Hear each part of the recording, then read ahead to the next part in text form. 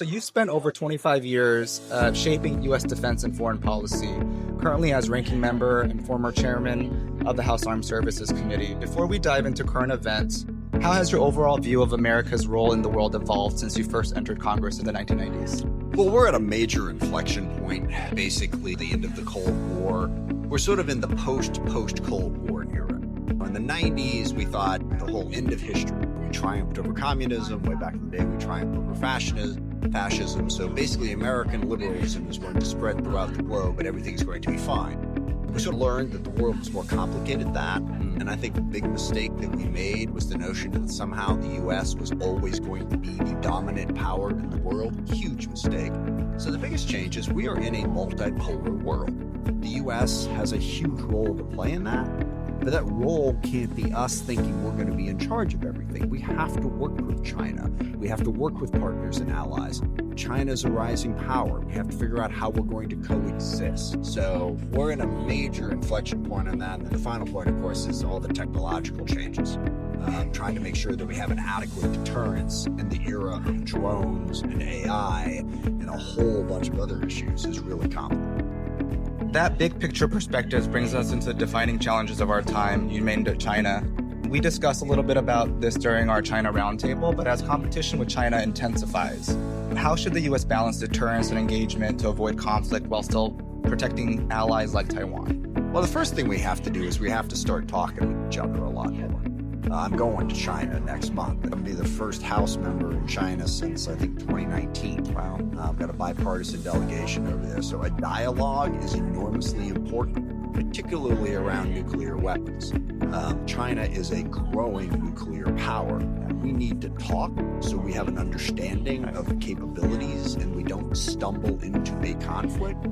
And then I think we need to work with partners and allies to try to make sure that we have a world that is a rules-based international order, but not a rules-based international order that 80% of the rest of the world thinks we just use for our own advantage, but one that truly balances interests. And we shouldn't be slapping tariffs on every country in the world. India is a crucial partner to try to make sure that we can deter China's worst instincts. And here we are alienating them.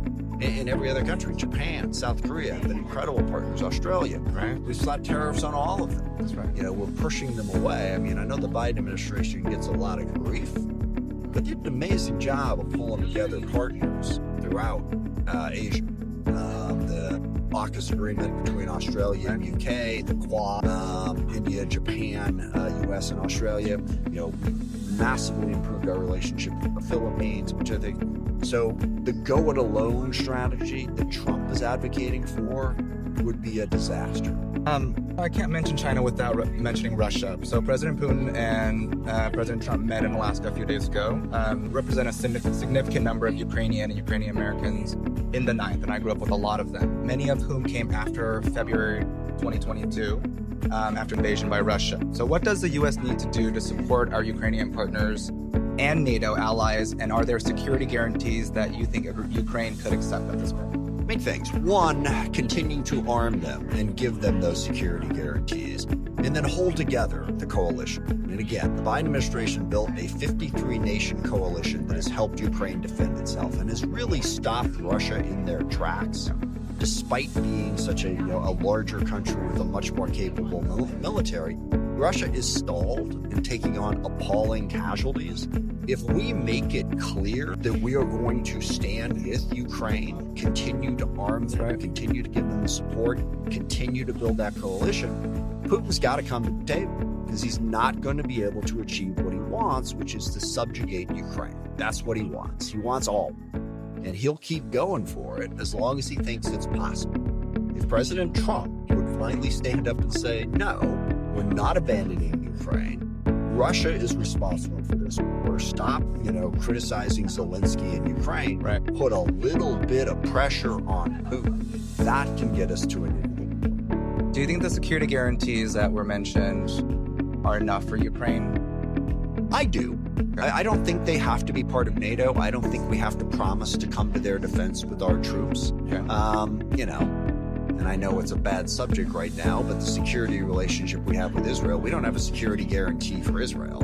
But we've had this policy for decades that Israel will maintain a qualitative military advantage in the region, and we've been able to support and protect them, and we can do the same thing for Ukraine. I think, so you represent one of the most diverse districts in the country.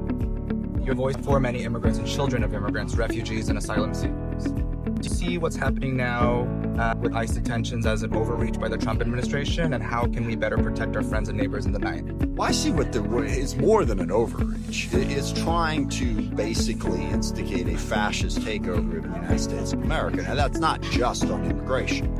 Certainly shaking down law firms, shaking down media companies, investigating your political opponents, giving pardons to everybody on your side, no matter the crimes they commit. Right. The president not spending the money the way Congress has said it's supposed to be spent, in clear violation of the law. On issue after issue, this is an authoritarian takeover of our government, and Trump is using ICE, Department of Homeland Security, and others to create his own domestic police force, basically to strip individual Americans of their rights and oppress them in 1,000 different ways. It's ICE, it's the DEA, it's the ATF, it's all of that. So yeah, grabbing people off the streets and locking them up without any due process is a fundamental threat to our Constitution and to our country, and also immigration is good for this country. Right. All right.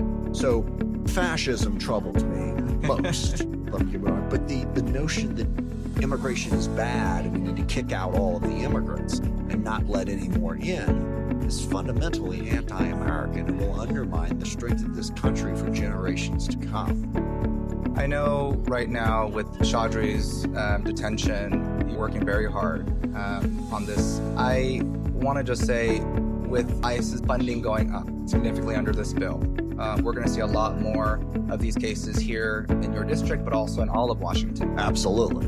And I think, you gave an award at your Taste of the Ninth, to Indivisible, who helps speak out and rapidly deploys out when these are happening. What kinds of things are you working on right now to better protect the immigrant community, our refugees? Speak a little bit more about. Absolutely. I mean, first of all, my office is working with dozens of people who have been unlawfully detained or are facing deportation. So we have now and always have had an incredibly strong immigration casework that goes out and actively works and helps with people. And then we work with different organizations.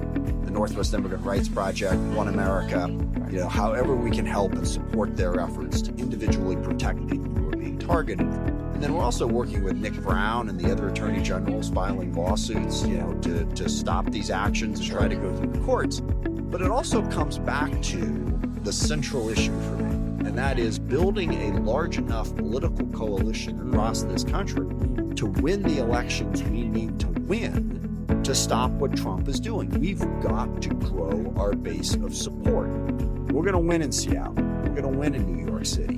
What could we do to reach into those swing states and swing districts that we've lost? Now, there's one other important caveat here.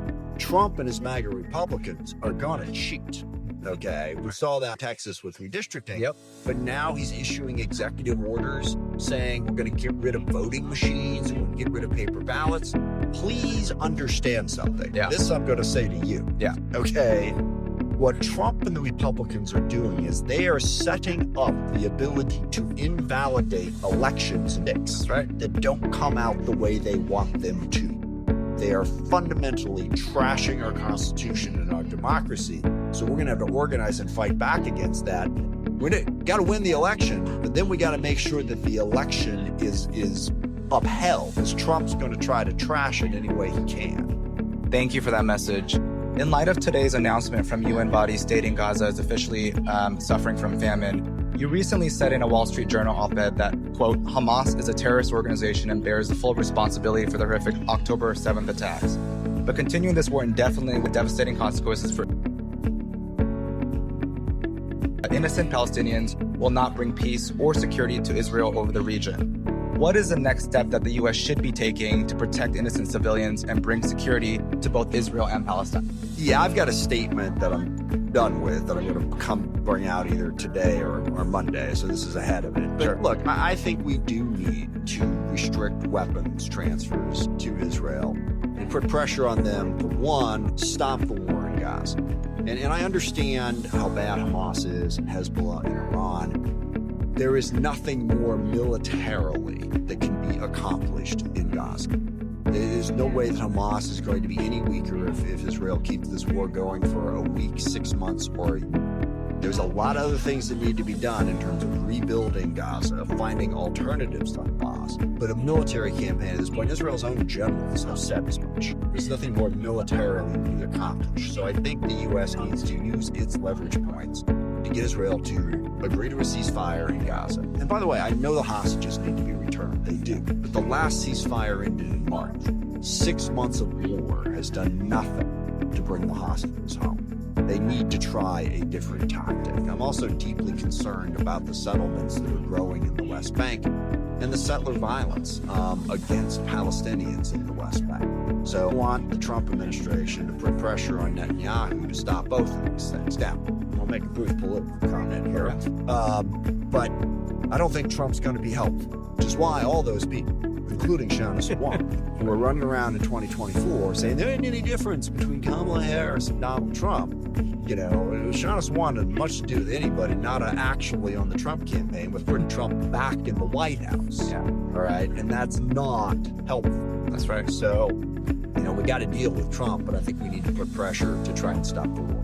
What is the long-term solution here that you see? Is it a two-state solution? Is it a one-state solution with equal rights? What is your... Look, the long-term solution has and always will be a two-state solution, in my opinion. But right now, we need to not make the perfect the enemy of the good. Peace. Stop the fighting, all right? And then begin to build autonomy for the Palestinian people. Give them the ability to govern. I mean, the only time I've really been optimistic about this whole thing was back in 2005, when we were actively working with Palestinians. The U.S. was involved, Israel was involved. Right? We were building up their security forces, we were building up their economy, we were building up their governance structure to help them get to a better place. But then Netanyahu got in power and detonated the whole thing. So we need to begin to build more autonomy for the Palestinian people and more capability for the government, one brick at a time. You know, saying, well, we can't do that because it doesn't solve all the problems. We're not going to solve all the problems. Let's take a step to reduce the violence and give the Palestinian people some hope of a future. That's the core. Last question. So domestically, what should your constituents know about the impact of the Republicans' big ugly bill on their daily lives? Yeah, I mean, I think the biggest thing is what it's done to healthcare and food security. They cut SNAP, they cut the Affordable Care Act, they've got cuts in Medicaid. They're making it more difficult to get the benefits that you qualify for. The paperwork is difficult, it's got to be filled out more often. There are going to be more uninsured people in our state and in our country. And I'll give you the stat on this. Before the ACA, there were about 12% of the Washington state population uninsured. With the ACA, we took it down to 4.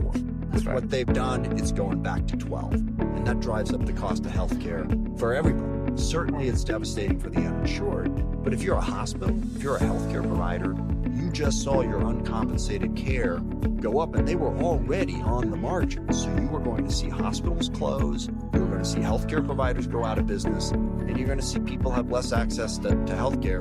And the cuts to food programs are going to mean that more people in our country are going to go hungry every week. Last question. What gives you hope for the future when it comes to our foreign policy and what America represents in the world?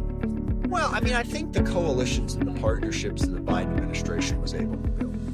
I think the fact that, you know, whether it's NATO or as we talked about in Asia, the Biden administration really had an approach that said, we're in this together, let's build partnerships, let's get off it and let's try to dominate the whole world thing. So I think that the rise of the rest of the world, you know, they're increasing in capability.